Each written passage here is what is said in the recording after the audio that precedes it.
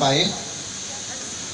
वो चार जो चित्रलिपियां थे कंगाली जी रहते हुए वो बताए ये तो गोंडी लिपि है। बहुत आश्चर्य हुआ हमें। बाद में वो कन्नड़ में, कर्नाटक में एक स्लोगन है,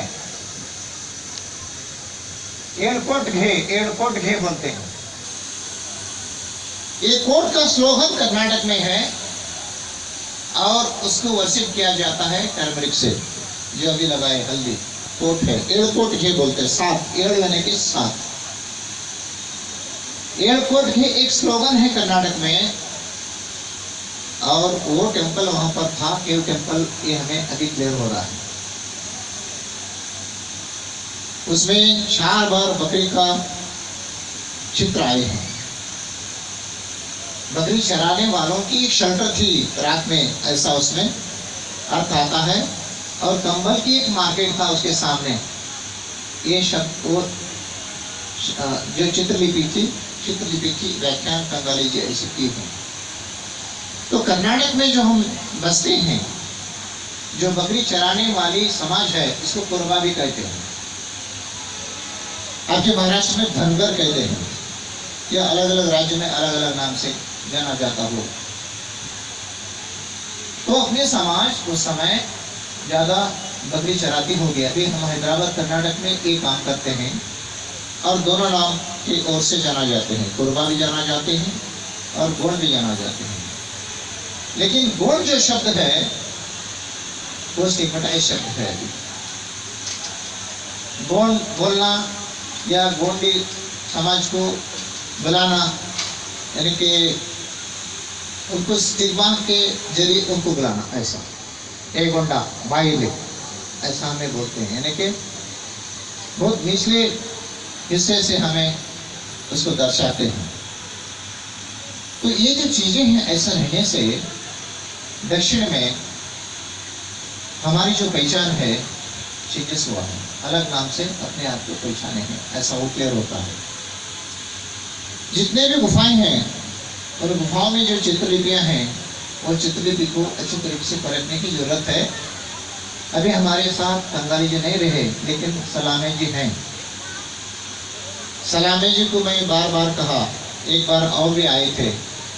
बहुत सी गुफाएं उनको हमने बताया। जितने भी गुफाओं में वो गए और देखे, उसको सभी अच्छी तरीके से पढ़े और बताए कि इसकी अर्थ ये होता है। और वो पढ़ने के बाद वहाँ की जो आसपास की जो सिचुएशन है वो अच्छी तरीके से फिट होता है। और आपकी छत्तीसगढ़ से भी आए थे, उनको बताए और वो भी बहुत अच्छी तरीके से बताए कि ये चित्र ऐसा दर्शाता है। और वो चित्र से अगर वहाँ की ज्योग्राफी को हम अच्छी तरीके से पहचाने, आप जो बोल रहे हैं वही वहाँ पर है, लेकिन हमारे लोकल लोगों को ये मालूम नहीं है।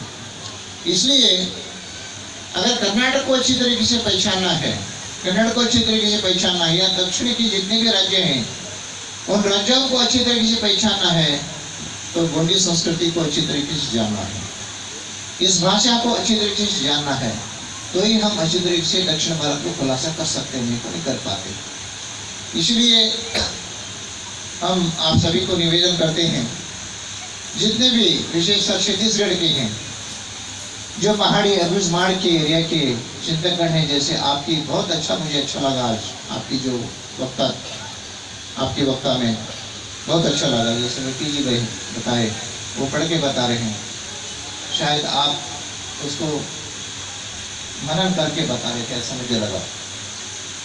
ऐसे पढ़ के बताने में और मनन करके बताने में भी बड़ा व्यत्यास होता है। मनन करना बहुत इम्पोर्टेंट रहता है, शरीर में उतार लेना अपना संस्कृति, ये बहुत इम्पोर्टेंट रहता है। तो अगर ऐसा हो जाए, अगले दिनों में हमने सोचा था ये साहित्यिक मंच में कि अगला सत्र ऐसा हो जाए कि हमारे जितने टोटम्स हैं, टोटम्स के ऊपर सत्र चले, हमारे जितने क्लैंस हैं, क्लैंस के ऊपर सत्र चले, और जहाँ पर मिसप्लेस है, यानी कि अभी मार्काम होता है या नहीं, हमें मालूम नहीं होता। कहीं मार्को बोलते हैं, कहीं मार्काम बोलते हैं, कहीं मार्का बोलते हैं। ये सभी एक होता है या नहीं? इसके ऊपर चर्चा होना चाहिए। ऐसे जितने हमारे यहाँ क्लान्स हैं, यही क्लान अगर अलग भाषा में जाए तो लोकल भाषा के ओर से उसको बोला जाता है। ये भी दिक्कतें हैं। तो जितने भाषाएं हैं, द्रविड़ भाषाएं हैं, उन भाषाओं में यहाँ से मैपिंग करना चाहिए जहाँ पर कोर कल्चर बचा हुआ है, जहाँ पर गोंडी बचा हुआ है। तो ऐसा हो जाए तो हमारे जितने भी टोटम्स हैं और जितने क्लान्स हैं वो खुलासा हो जाएंगे और उसको लिंकेज मिल जाएगा। और जहाँ पर मिसिंग पॉइंट है उसको लिंक बना सकते हैं, वो कर्नाटक हो, तमिलनाडु हो, केरल हो, कहीं भी हो। वैसे ही भाषा, वैसे ही हमारे जो अंदर जो सांस्कृतिक विषय है उसको भी हम अच्छी तरीके से ले जा रहे हैं। कहीं कहीं ऐसे हैं कुछ मिसिंग प्लेस हैं, जैसे अभी आप महुआ को पूजा करते हैं। महुआ झाड़ तो हर एरिया नहीं आ पाती, कुछ एरिया में आती है, कहीं कुछ एरिया में नहीं आता। जहाँ पर मैं अभी पैदा हुआ हूँ वहाँ पर महुए की झाड़ है, महुआ को पूजा हो सकती है। और जब मैं जहाँ पर हूँ वहाँ पर महुआ की झाड़ी है ही नहीं, और आगे जाए तो महुआ की झाड़ नहीं है।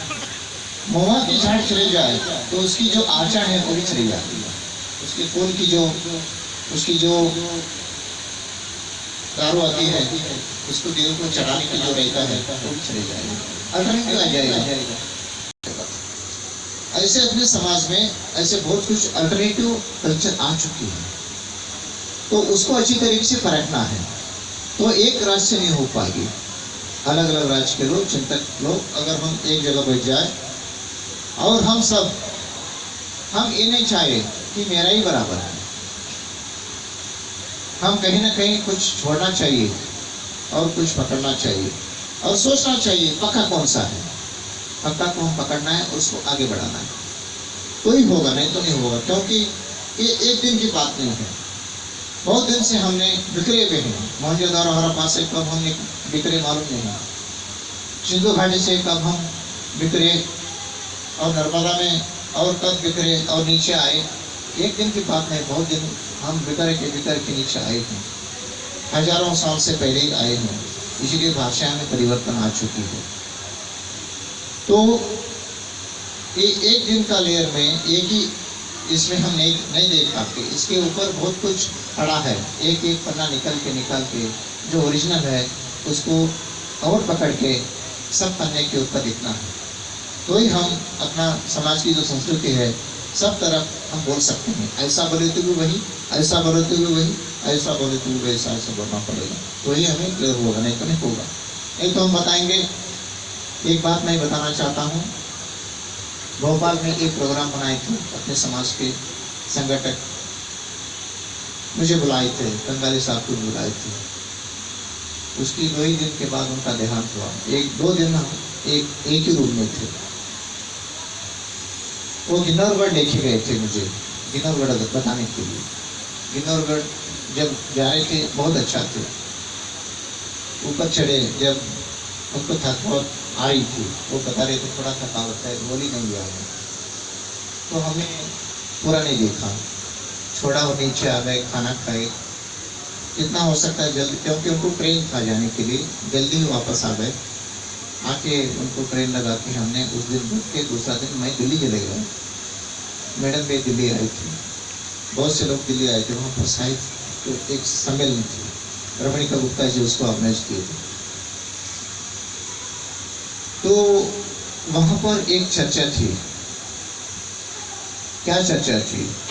मोतीराम कंगाली जी लिखे हैं जो सांस्कृतिक विषय हैं, उसमें कहीं कहीं हमें गलत महसूस हो रहा है, या हम जैसा प्रैक्टिस कर रहे हैं वहाँ पर नहीं दिखता। इसलिए उनके साथ एक चर्चा हो कि ऐसे जो चीज़ें हैं इसको हम कैसा आगे बढ़ाया जाए। तो वो नहीं हो पाई उस दिन, क्योंकि उनकी ट्रेन भी चले गए। उसके बाद मुझे लेके गए उनके घर में, और ये सभी चीज़ें उन्होंने कहा मुझे, मैंने माना नहीं, आप जो बता रहे हैं वो भी ठीक है, क्योंकि ये एक दिन का नहीं है, बहुत कुछ इसमें लेयर्स हैं। और एक बार हम ऐसा प्लान करेंगे, कंगाली साहब की लीडरशिप में ऐसे विषयों के ऊपर ही चर्चा करेंगे, जैसा कहीं कहीं ऐसा करते हैं, कहीं ऐसा करते हैं, कहीं ऐसा आरती करते हैं तो कहीं ऐसा करते हैं, कहीं ऐसा करते हैं। ये भी जो चीज़ें हैं इसमें भी कुछ चेंजेस हैं, एक एक एरिया में चेंजेस हैं। तो इन सभी को एक सूत्री में लाने के लिए जितने ऐसे प्रैक्टिसेस हैं वो प्रैक्टिस को हम अच्छी तरीके से मैपिंग करना है। तो इसके अंदर जो लोग हैं, जैसा भाषा के अंदर के लोग जो थे गोडी डिक्शनरी को हेल्प किए, वैसा टोटेम के अंदर के जो लोग हैं उसको टोटेम को कर सकते हैं। ज्ञान के अंदर के जो लोग हैं, और कहीं कहीं क्या होता है, चेंजेस होता है, बॉर्डर में चेंजेस होता है। महाराष्ट्र में ऐसा रहता है तो मध्य प्रदेश में थोड़ा सा अलग होता है। ऐसी चीज़ें हम अच्छी तरीके से मैपिंग करना है। क्योंकि मैंने वरिया भाषा के ऊपर एक काम किया, आपकी महाराष्ट्र और मध्य प्रदेश को जो वेनगंगा है नर्मदा से बहती है, उस एरिया में वरिया समाज एक है। वरिया समाज की जो संस्कृति है सभी गोंडी का ही है। वो कन्नड़ कहते हैं, कन्नड़ बोलते हैं, उनको मालूम नहीं है कि कन्नड़ भाषा वो बचा है यहाँ पर, जहाँ पर आपकी गोंडिया डिस्ट्रिक्ट में भी है, आपकी शिमली डिस्ट्रिक्ट में भी है और बालाघाट डिस्ट्रिक्ट में भी। बहुत अच्छा, कर्नाटक में जैसा बीदर में कन्नड़ बोली जाती है वैसे ही कन्नड़ बोलते हैं। उनको मालूम नहीं है कि ये कन्नड़ भाषा है, एक राज्य भाषा है। ये कैसा आया, उनके पास एक चिंतन थी, वो लुप्त हुई होने वाली भाषा है ऐसा बोल के मुझे एक अध्ययन के लिए काम दिए। अभी हमें ऐसा महसूस होता है, त्रिपुरी में कलचुरी ने रूल किया था, वही त्रिपुरी राज्यों ने, जहाँ पर मेरा पैदाइश की गांव है, वहाँ भी कल्याण से भी और रूल किया।